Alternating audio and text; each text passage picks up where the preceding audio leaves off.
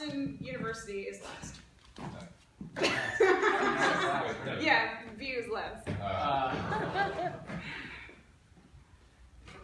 Yeah, alum. I'll let you go last. All right, so what are you playing? Oh, goodness. This is fun. It's the Bach Borealis from Partita 1013. Okay. It's not a horn piece, if that's all right. Oh, that's fine. Yeah, It'll demonstrate something. Yeah. So that's the idea.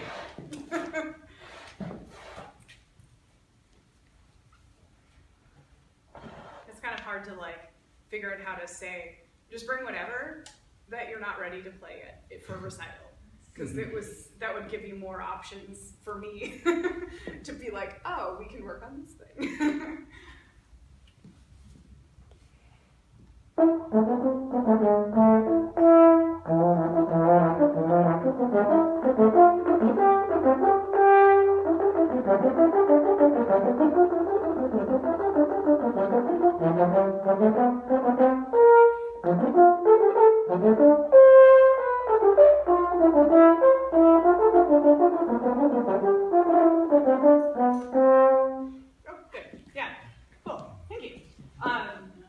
So your observations first. Well, not every note was hit, which wouldn't be the case with a flute, so maybe that would be something to work on. How about clarity of your articulation? Yeah, some of the articulations had like a little bit of like a fuzz in them. Yeah, and I was standing a little back. Was that? No, okay. It was definitely I was like, maybe it's just the angle I'm at. So yeah, so maybe we need to work on maybe have it be clearer articulations, like. Yes, maybe something with like the coordination of the air and the tongue. Yeah, and think flute-like, right? When you're playing this, Yeah. You're playing it pretty lightly, but I think that might even be mucking up the articulation a little bit or fuzzying it up. However, I don't think I've ever used mucking it up in a sentence before. Right now. All right. So we need to figure out how you can work on that. Mm-hmm. So one thing I noticed that also when it was up in the higher register, if you went into lead, you had that a little bit more. Mm-hmm. So to begin with, my thoughts would be that you could focus just on the closer notes and clean up the articulation. So maybe you have to slow it down and focus on, like Kobrash-esque. If you've ever done that, where it's like, you can't move beyond this one measure because you haven't done the articulations all the same.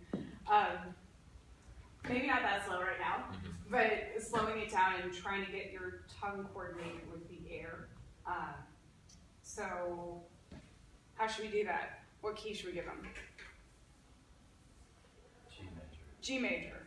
Oh, that's nice.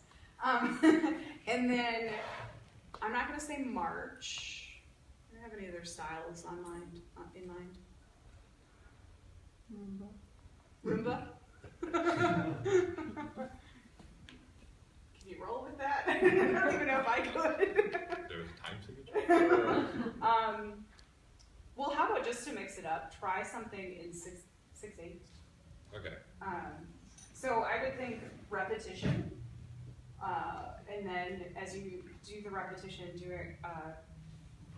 there's the idea of like you say it once, and then you say it again, and then the third time you say it differently. Yeah, so either the power of 3 or whatever. Maybe think of that. Have fun. Yeah, so so try that. So you got G major and 6/8. That's all I got. So I guess you have repetition too, but G major is already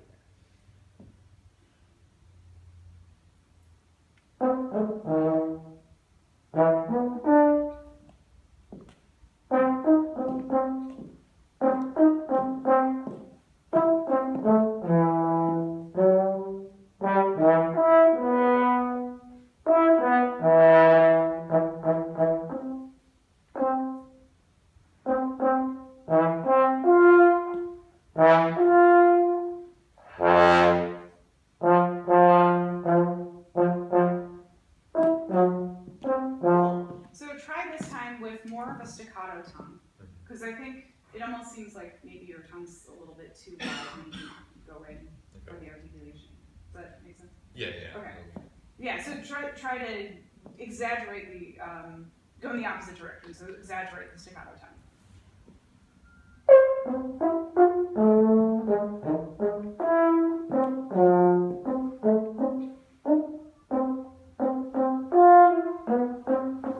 And now go in the other direction and try to imitate what you just did. How you would articulate that.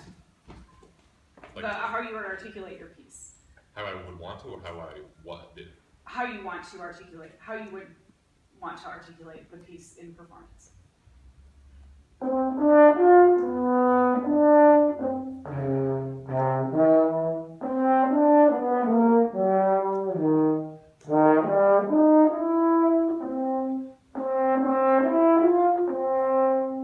Are you noticing a change? Yeah. I was just wondering, do you can you kill yourself something like maybe a long note followed by a series of short notes, so that you kind of go for a pattern? Yeah, as you start to figure out how this actually works, you'll start to figure out like, oh, I need to do more guidance with like that. But you'll kind of like my experience with it, like I didn't really think that at first. It was just like a bunch of really random stuff, and then I started thinking more along the style, like, oh, okay, so it's 6/8. I don't really have a style in mind, but doing, like 3/8 notes and then a quarter and then an eighth, and then kind of going through that. So doing a little bit more with the repetition. Does it limit your improvisation idea too much to maybe think of doing? See, because I think that some of his problem might be just in his air. So if you were to play long notes and then followed by short notes, the long note gives you time to maybe consider your air and pay attention to it, and then carry it through to the more staccato and follow or something. Yeah, no, that makes a lot of sense, and I know that exactly. So I think that your next step is like, okay, so you've played around with this, that's not working, or that's not really clearing up the problem quite yet. How can I change that? So if it's air, then maybe you add in an addition like that. Or if it is just that there's that coordination between the air and the tongue, maybe that's not really the issue. Maybe it's just something like long tones or something where you have to build that muscle memory. So there could be any number of ideas. So as you work through it and you realize that the improvisation practice, that like the ideas that you're using aren't quite fixing the problem, or even really moving in the right direction. If you're not seeing anything, you change it. Like you just come up with like, oh, well, maybe I need to focus on this kind of articulation instead, because that will actually help me develop this other thing. So it's flexible. You can basically give yourself all the parameters you want.